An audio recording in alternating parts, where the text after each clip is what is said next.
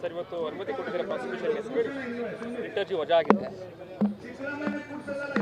ನೋಡಿ,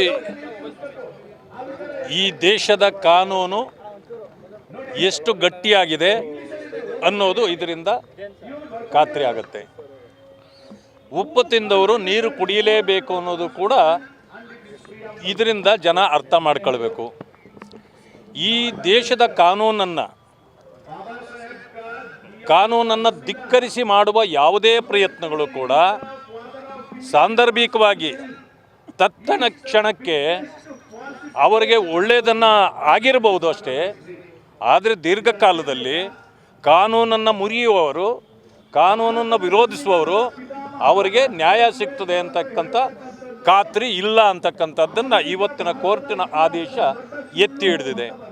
ಮತ್ತು ಮುಖ್ಯಮಂತ್ರಿಗಳ ಕುಟುಂಬವೇ ಒಂದು ಈ ಅವ್ಯವಹಾರದಲ್ಲಿ ತೊಡಗಿದಾಗ ಮತ್ತವರು 2 ಬಾರಿ ಉಪಮುಖ್ಯಮಂತ್ರಿಗಳಾಗಿದ್ದ ಸಂದರ್ಭದಲ್ಲಿ ನಡೆದ ನಡವಳಿಕೆಗಳು, ಮತ್ತವರು ಮುಖ್ಯಮಂತ್ರಿಯಾಗಿ ವಿರೋಧ ಪಕ್ಷದ ನಾಯಕರಾಗಿ ಮತ್ತೆ ಈಗ ಮುಖ್ಯಮಂತ್ರಿ ಆಗಿರ್ತಕ್ಕಂಥ ಸಂದರ್ಭದಲ್ಲಿ ಇದೇ ಮೈಸೂರಿನ ಮೂಡಾದಿಂದ ಅವರು ತನ್ನ ಜಮೀನೇ ಅಲ್ಲದ, ತನ್ನ ಭೂಮಿಯೇ ಅಲ್ಲದಕ್ಕೆ ಪರಿಹಾರ ಕೇಳಿದ್ದು ತಪ್ಪು ಅಂತಕ್ಕಂಥದ್ದು ಇಡೀ ರಾಜ್ಯ ಮತ್ತು ರಾಷ್ಟ್ರದ ಜನರಿಗೆ ಗೊತ್ತಿತ್ತು. ಇದನ್ನು ನಾವು ಹೋರಾಟ ಮಾಡಿ ಭಾರತೀಯ ಜನತಾ ಪಕ್ಷ ಬೆಂಗಳೂರಿನಿಂದ ಮೈಸೂರಿನವರೆಗೆ ದೊಡ್ಡ ಹೋರಾಟವನ್ನು ಮಾಡಿ, ಪಾದಯಾತ್ರೆ ಮಾಡಿ ಜನರ ಗಮನವನ್ನು ನಾವು ಸೆಳೆದಿದ್ವಿ. ಆದರೂ ಕೂಡ ಅವರು ಅದಕ್ಕೆ ಗೌರವ ಕೊಟ್ಟಿರಲಿಲ್ಲ.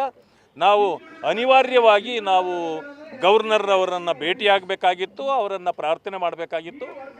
ಅವರು ಇದಕ್ಕೆ ಇವತ್ತು ಆದೇಶವನ್ನು ಏನು ಕೊಟ್ಟಿದ್ರೋ ಅದನ್ನು ಮಾನ್ಯ ನ್ಯಾಯಾಲಯ ಎತ್ತಿ ಹಿಡಿದಿದೆ.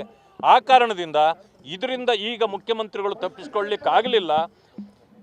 ಕಾಂಗ್ರೆಸ್ ಪಕ್ಷದ ಮತ್ತು ಮುಖ್ಯಮಂತ್ರಿಗಳ ಅವ್ಯವಹಾರಗಳು, ಭ್ರಷ್ಟಾಚಾರಗಳು ಸಂಪೂರ್ಣವಾಗಿ ಇವತ್ತು ಜನರ ಮುಂದೆ ತೆರೆದುಕೊಂಡಿವೆ. ಇದಕ್ಕೆ ಅವರು ಈಗ ಇದನ್ನು ಗಮನಿಸಿರ್ತಾರೆ.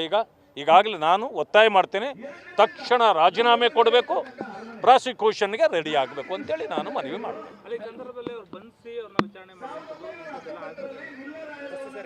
ಅಲ್ಲ, ಈಗ ನೆಕ್ಸ್ಟ್ ಪ್ರೊಸೀಜರ್ ಏನು ಮಾಡ್ತದೆ, ಕೋರ್ಟಿನ ಆದೇಶ, ಅದರ ಆದೇಶದ ಕಾಪಿ ಹೊರಗಡೆ ಬಂದ ಮೇಲೆ ಅದರಲ್ಲಿ ಏನು ಇದೆ ಅನ್ನೋದು ಗೊತ್ತಾಗುತ್ತೆ. ಅದಾದ ಮೇಲೆ ಈಗೇನು ಪ್ರಾಸಿಕ್ಯೂಷನ್ಗೆ ಕೊಟ್ಟಿತ್ತು ಗವರ್ನರ್ ಅವರು ಮುಂದಿನ ಕ್ರಮವನ್ನು ಜರುಗಿಸ್ತಾರೆ ಅಂತ ನಾನು ಅಂದ್ಕೊಂಡು. ಈಗ ಕೊಡಬಾರ್ದು ಅಂತಂತಂದರೆ ಅವ್ರು ಇನ್ನೊಬ್ಬ ಕೇಜ್ರಿವಾಲ್ ಆಗ್ತಾರೆ. ಕೊಟ್ಟರೆ ಮೌಲ್ಯಗಳನ್ನು ಎತ್ತಿ ಹಿಡಿದಂತಾಗತ್ತೆ. ಇಲ್ಲ, ಮೌಲ್ಯಗಳು ಎತ್ತಿ ಹಿಡಿಯೋದು ನನಗೆ ಬೇಕಾಗಿಲ್ಲ ಅಂತ ಅವರೇನಾದರೂ ಮುಂದುವರೆದ್ರೆ ಅದಕ್ಕೆ ಜನ ಮತ್ತು ನ್ಯಾಯಾಲಯ ತೀರ್ಮಾನ ಕೊಡ್ತದೆ. ಅಲ್ಲ, ಈಗೇನಾದರೂ ಪ್ರಾಸಿಕ್ಯೂಷನ್ಗೆ ಕೊಟ್ಟ ಮೇಲೆ ನೀವು ಅಧಿಕಾರದಲ್ಲೇ ಮುಂದುವರೆದ್ರೆ ಯಾರು ನಿಮ್ಮ ಇದನ್ನು ಎನ್ಕ್ವೈರಿ ಮಾಡೋರು ಯಾರು? ನಿಮ್ಮ ತಳಗಡೆ ಇರ್ತಕ್ಕಂಥ ಆಫೀಸರ್ಗಳೇ ಮಾಡ್ತಾರೆ. ಅದು ಹೇಗೆ ಸಾಧ್ಯ? ಕೇಜ್ರಿವಾಲ್ದು ಬೇರೆ ವಿಷಯ. ಯಾಕೆ ಅಂತಂದರೆ ಅಲ್ಲಿನ ಪೊಲೀಸ್ ಇಲಾಖೆ ಆಗಲಿ ಯಾವುದೂ ಕೂಡ ಅವರ ಕಂಟ್ರೋಲಲ್ಲಿ ಇರಲಿಲ್ಲ. ಆದ್ದರಿಂದ ಅವರು ಮುಂದುವರೆದಿದ್ದರು. ಇಲ್ಲಿರ್ತಕ್ಕಂಥದ್ದು ಅಲ್ಲಿ ಕೇಂದ್ರೀಯ ವ್ಯವಸ್ಥೆ ಇತ್ತು, ಇಲ್ಲಿ ಕೇಂದ್ರೀಯ ವ್ಯವಸ್ಥೆ ಇಲ್ಲ, ರಾಜ್ಯ ವ್ಯವಸ್ಥೆ ಇದೆ. ಆದ್ದರಿಂದಾಗಿ ಅವರು ಮುಂದುವರಿಯಲಿಕ್ಕೆ ಬರೋದಿಲ್ಲ, ಸಾಧ್ಯ ಆಗೋದಿಲ್ಲ. ಆದ್ದರಿಂದಾಗಿ ಅವರು ರಾಜೀನಾಮೆ ಕೊಡ್ತಾರೆ. ಯಾಕೆಂತಂದರೆ ಅವರು ಕಾನೂನಿಗೆ ಗೌರವ ಕೊಡ್ತಾರೆ ಈಗಲಾದರೂ ಅಂತ ನಾನು ಅಂದ್ಕೊಂಡಿದ್ದೀನಿ. ಕೊಡಲಿಲ್ಲ ಅಂದರೆ ನ್ಯಾಯಾಲಯ ಮುಂದಿನ ಕ್ರಮವನ್ನು ಜರುಗಿಸ್ತದೆ. ಹೈಕಮಾಂಡ್ ತಮ್ಮ ಪರವಾಗಿದೆ ಅನ್ನುವಂಥ ವಾದವನ್ನು ಅವರು ಮೊನ್ನೆಯಿಂದಲೂ ಕೂಡ ಮಾಡ್ತಾನೆ ಇದ್ದಾರೆ. ಹೈಕಮಾಂಡ್ ಪರ ಇದೆ, ನಾನು ಹೈಕಮಾಂಡ್ ಕನ್ವಿನ್ಸ್ ಮಾಡಿದ್ದೀನಿ. ಹೈಕಮಾಂಡ್ಗೂ ಇವರ ಕೇಸ್ಗೆ ಏನ್ರಿ ಸಂಬಂಧ? ಹೈಕಮಾಂಡ್ ಎಲ್ಲ 136 ಶಾಸಕರು ಸಪೋರ್ಟ್ ಮಾಡಿದ್ರು, ಕೋರ್ಟ್ನಲ್ಲಿ ಆಗುವಂಥದ್ದು ಏನಿದೆ? ನೀವು ಈಗ ರಾಜೀನಾಮೆ ವಿಚಾರನೇ ನಾನು ಹೇಳೋದು, ಕೋರ್ಟು ಇವತ್ತು ಇದನ್ನು ಎತ್ತಿಡ್ದಿರೋದು.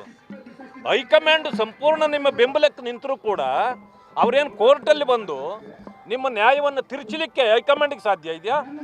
ಅಥವಾ 136 ಶಾಸಕರು ನಿಮ್ಮ ಪರವಾಗಿದ್ದರೂ ಕೂಡ ಅವರೇನಾದರೂ ನಿಮಗೆ ತಿರುಚಲಿಕ್ಕೆ ಸಾಧ್ಯ ಇದೆಯಾ? ಈ ರೀತಿ ಆಗೋದಿಲ್ಲ.